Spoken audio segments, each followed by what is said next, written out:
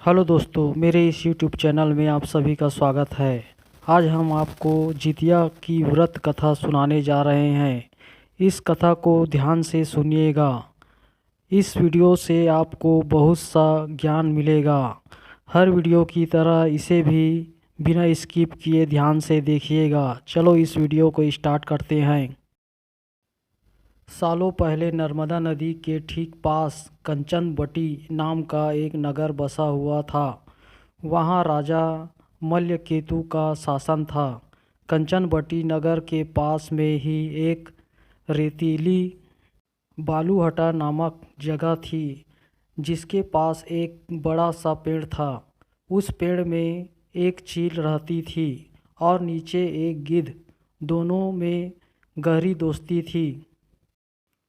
एक दिन दोनों ने सोचा कि सारी महिलाएं जितिया व्रत करती है, तो क्यों ना हम भी कर ले। इसी सोच के साथ दोनों ने ठान ली कि अब वो भी इस व्रत को करेगी। उन्होंने श्री जीउतवाहन भगवान को मन ही मन नमस्कार करते हुए कहा, हम आपकी पूजा और व्रत पूरी विधि के साथ करेंगे। जैसे ही व्रत का दिन आया तो पास के ही एक धनवान व्यापारी की मौत हो गई। उसको अंतिम विदाई देने के लिए बालूहटा ही लाया गया, जहाँ गिद्ध और चील रहते थे। व्रत के दिन गिद्ध ने मरे हुए व्यक्ति को देखा तो उसे भूख लग गई। वो खुद को रोक नहीं पाई और मांस खाने की वजह से उसका व्रत उसी वक्त टूट गया। उस व्यापारी के शव को चील ने भी देखा था, लेकिन उसने व्रत के कारण उसे नहीं खाया।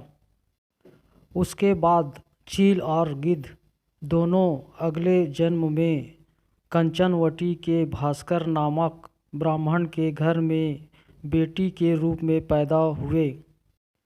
चील का जन्म बड़ी बहन के रूप में हुआ, जिसका नाम शीलवती पड़ा और उसकी शादी बुद्धिसेन नामक लड़के से कराई गई। गिद्ध का जन्म उसकी छोटी बहन कपूरावती के रूप में हुआ। समय होने पर उसका विवाह कंचनवटी के राजा मल्लकेतु से उसके पिता ने कराया।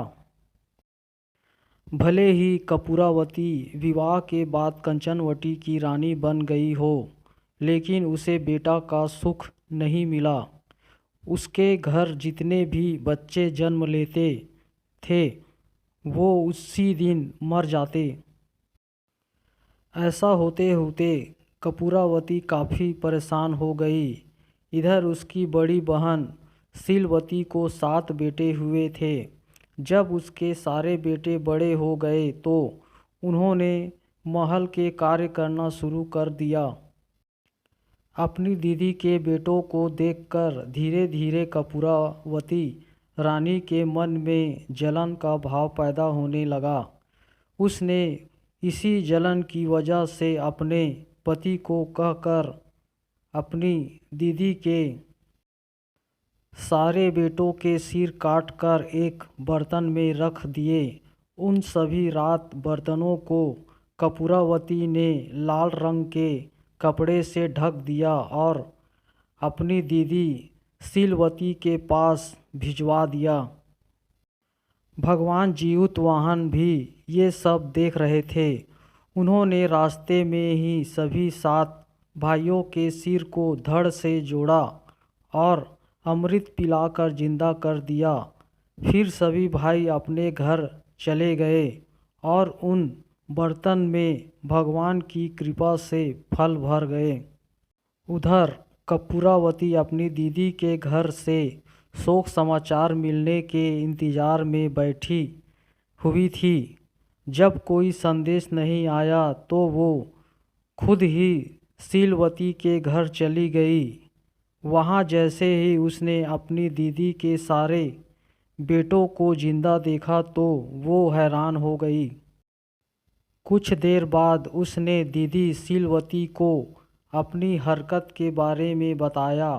उसने कहा कि किस तरह से उसने बर्तनों में उसके बेटों के सिर काट कर डाल दिए थे और ज़ोर ज़ोर से रोने लगी। तभी शीलवती को अपने पिछले जन्म के बारे में याद आ गया। वो अपनी छोटी बहन को उसी पेड़ के पास लेकर गई जहाँ वो दोनों पहले रहते थे। उसने कपूरावती को पिछले जन्म में रखे जितिया व्रत की पूरी कहानी सुनी। यह सब जानते ही कपूरावती ने उसी वक्त अपना दम तोड़ दिया। राजा को तुरंत शीलवती के इन बात की जानकारी भिजवाई। अपनी पत्नी के बारे में दुख भरा समाचार मिलते ही राजा वहां पहुँचे और कपूरवती को उसी पेड़ के नीचे अंतिम विदाई दी। कहानी से सीख: बुरे कर्म कभी भी पीछा नहीं छोड़ते। गलत कामों की सज़ा को भोगना ही पड़ता है। इसलिए हमें हमेशा अच्छे कार्य ही करने चाहिए, जिससे हमारा अगला जीवन अच्छा रहेगा। बुरे कार्य को छोड़ देना चाहिए, क्योंकि बुरे काम का नतीजा बुरा ही होता है। हेलो दोस्तों, यह कहानी आपको कैसा लगा मुझे कमेंट्स करके बताइएगा। अगर आप मेरे इस चैनल पर नए हो तो मेरे इस चैनल को लाइक, शेयर और सब्सक्राइब कर दीजिएगा और बगल का घंटी ऑल पर सेलेक्ट कर दीजिएगा, क्योंकि मैं इसी प्रकार का वीडियो लाता रहता हूँ। धन्यवाद।